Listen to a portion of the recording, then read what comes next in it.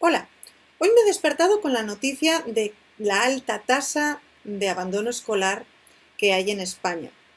La verdad es que es muy preocupante y lo más preocupante es que los expertos parece que no dan con la clave dónde comienza y cómo se puede erradicar este problema.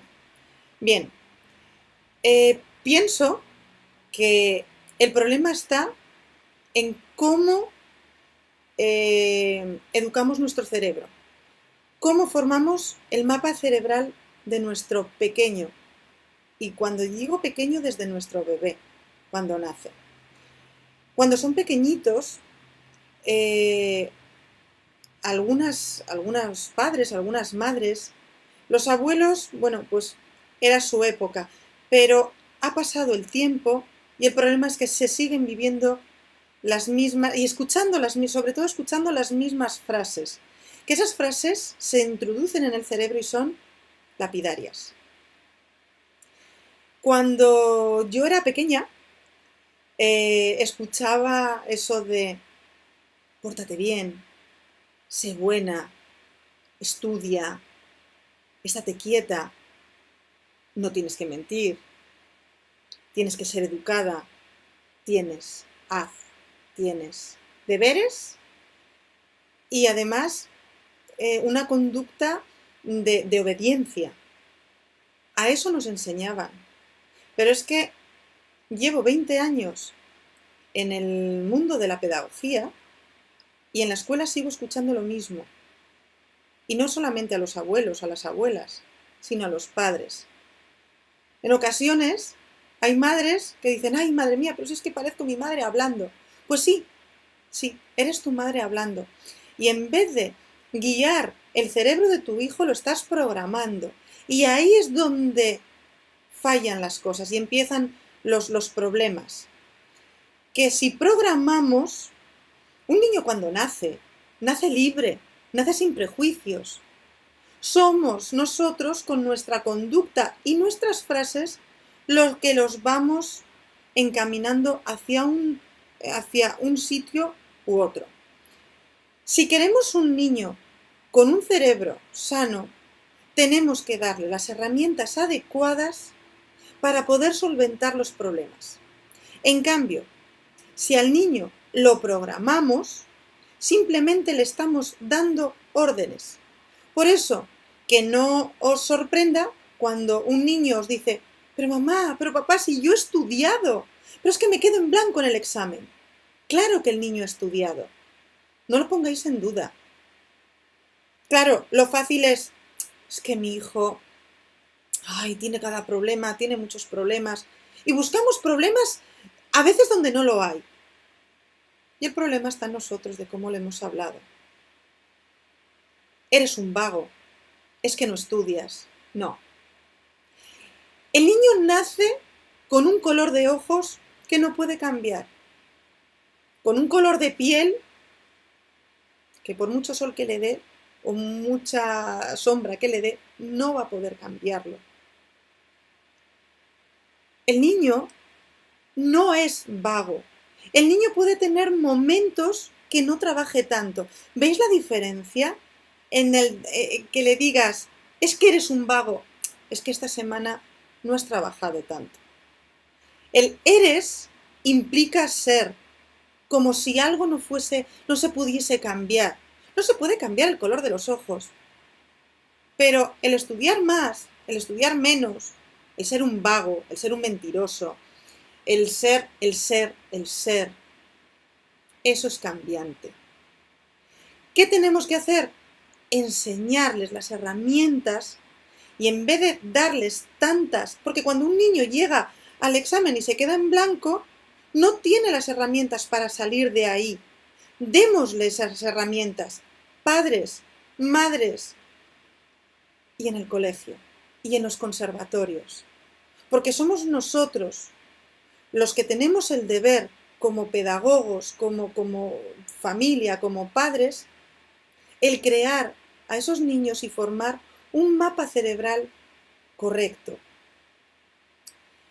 Es importante crear el deseo de aprender. Si un señor, un vendedor, me dice, usted necesita una plancha, diré yo, ¿para qué? Yo no quiero una plancha. Yo he estado escuchando a mi madre, a mi abuela, toda la vida decir, uff, qué cansado esto de planchar, es que es un agobio, fíjate el montón de ropa que tengo, si es que no hay forma, si es que luego me duele toda la espalda, me duele el alma. Yo voy a comprar una plancha, con todo lo que he escuchado, con todos los prejuicios que he escuchado. Os digo el ejemplo de la plancha por ser algo muy visual. Yo nunca voy a valorar lo que hace una plancha por mí, lo que hace una plancha por mi ropa y por mi estética. Me voy a quedar con el concepto, eso cuesta. Recuerdo hace muchos años, cuando yo utilizo pintura de dedo, y pintaba las redondas de blanco, las blancas, las negras de negro, y el niño tenía que meter el dedito en el bote. Como mis clases siempre han participado los padres, pues el papá también metía el dedo. Todos los padres metieron el dedo, todos los niños, pero llegó un papá y metió el dedo así. Puso una cara de asco que lo vio el niño y dijo, no lo voy a hacer. Es que nuestros hijos no hacen lo que nosotros le decimos, hacen lo que ven de nosotros. Entonces, démosles las herramientas, creámosle el deseo por conocer. Hay un problema básico, y es verdad, el sistema de educación que tenemos en muchos centros no es factible con lo que estoy diciendo. Quizá una parte importante no solamente es cambiar el núcleo familiar y el concepto de cómo tenemos que hablar a nuestros hijos, sino también cambiar el sistema. No preparar a niños para rellenar un expediente, sino crear ese deseo por el conocimiento. Porque la memoria que se está utilizando en los centros educativos es una memoria tradicional, es una memoria de repetición. Y pensad que no todos los niños tienen una memoria visual y mucho menos fotográfica. Hay niños que les cuesta más, que les cuesta menos. Para eso existen otro tipo de memorias, la memoria emocional. La memoria emocional es súper eficaz. Y además, porque aprendemos muy rápido y no olvidamos. La memoria muscular también es muy eficaz. Es la que más tarda, cierto, pero no la olvidamos nunca. La memoria significativa. En fin, hay un montón de memorias con las que trabajar sin tener siempre que acudir a la misma, que al final lo único que hace es que aprendamos para el examen y luego se nos olvida. Eso no es crear un deseo hacia la cultura, un deseo hacia el conocimiento. Lo hacen muy bien los profesionales del marketing, de todos los juegos y videojuegos. Les están creando a nuestros hijos una necesidad de querer estar en el juego. ¿Por qué? Porque el niño aprende jugando. El niño, no creáis que cuando empieza a tirar las llaves una y otra vez, que tiene un añito y le gusta en plan sonajero, ¡pumba!, la llave. Pensamos, es que quiere sacarme de quicio. No, vuestro hijo no tiene todavía ese concepto de querer sacaros de quicio. Vuestro hijo, a través del juego, está experimentando, está indagando. Anda, cojo, tiro, suena, me gusta ese sonido. Y además es que me lo vuelven a traer. ¡Hala! Pues voy a volverlo a hacer porque me ha gustado.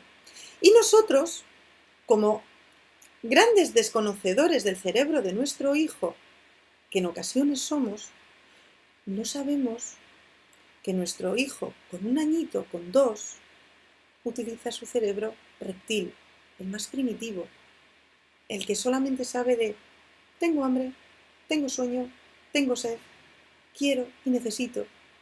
Y lo que tenemos que hacer es darle muchísimo amor, muchísimo cariño y no pensar que nos está volviendo locos o nos está desquiciando. No, ese es un concepto que tenemos nosotros, porque no tenemos la suficiente paciencia o tiempo para pensar en esas cosas. Entonces, ¿cómo podemos evitar en gran medida el abandono escolar? Con nuestras frases. Mucho cuidado cómo nos dirigimos a un niño. Una de las personas que estoy formando en el método, con su buen hacer porque tiene un corazón muy grande,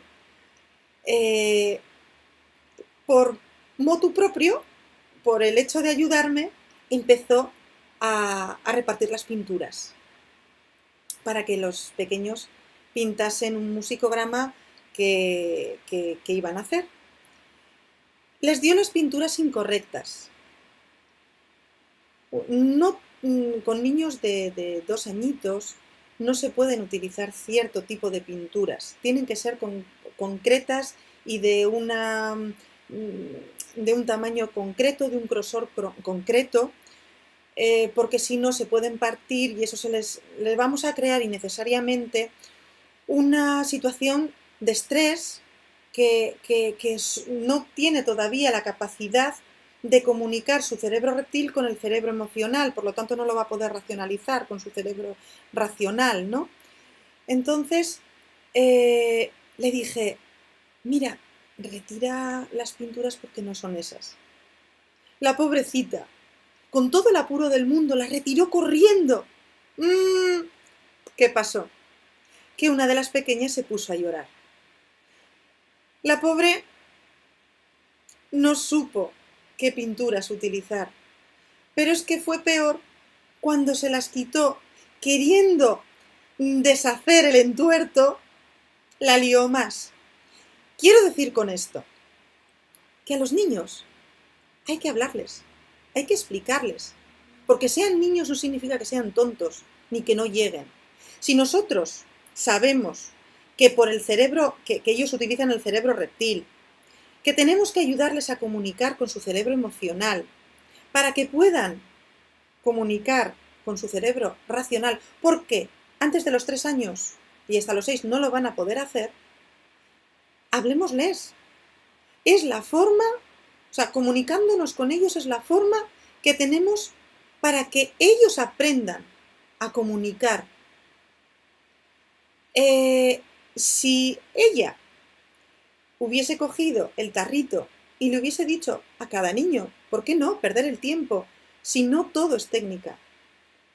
Y como ella, os pongo el caso de ella, porque con todo el amor del mundo quiso hacerlo bien y no lo hizo. Hay maestros, hay profesores que con todo el amor del mundo, hay padres que con todo el amor del mundo quieren hacer, pero el no saber, la ignorancia no les exime del error. Aunque haya muchísimo amor, ¿de acuerdo? La técnica.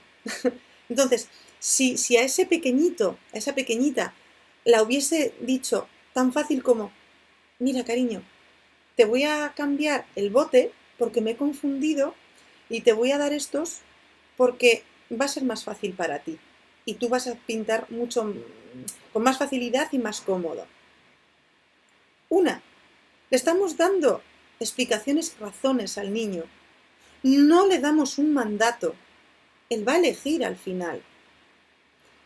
No los estamos ninguneando y les estamos dando la importancia cerebral y a su inteligencia que tienen.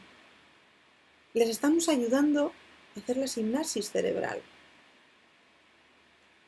Todo esto es importantísimo, porque sin ello estaremos haciendo niños obedientes. Niños que no sepan para qué sirven las cosas. Niños que no necesitan pensar. Y como no están acostumbrados a pensar, en el momento que hay nervios, se forma el caos total en nuestro cerebro, que es quedarnos en blanco ante un examen. La herramienta precisa para que, aun estando con nervios, a través de la respiración, a través de memorias que hayamos trabajado previamente, bien en el aula o bien en casa, con las memorias que os he dicho antes, podamos ofrecerle 2, 3 a cada edad su herramienta. Pensad una cosa, ¿os imagináis un carpintero al que le dais 2 herramientas? Pues él se va a rebanar los sesos para poder hacer el banco con 2 herramientas. Igual al principio utiliza clavos, un martillo, o un martillo sierra. Cuantas más herramientas le demos, a la hora de ensamblar el banco, lo va a poder hacer mejor y sobre todo más eficaz. Entonces, démosle a nuestros hijos, a nuestros estudiantes, las herramientas, porque ese hecho debería de ser un fundamento. Porque si queremos que haya un buen estudio, debemos enseñar a estudiarles a través de memorias y a través de la experimentación, de la práctica, porque es la memoria emocional la que estamos trabajando en ella. Cambiemos nuestra forma de hablar, cambiemos nuestra estructura educacional y ya veréis cómo no va a haber tanto abandono escolar.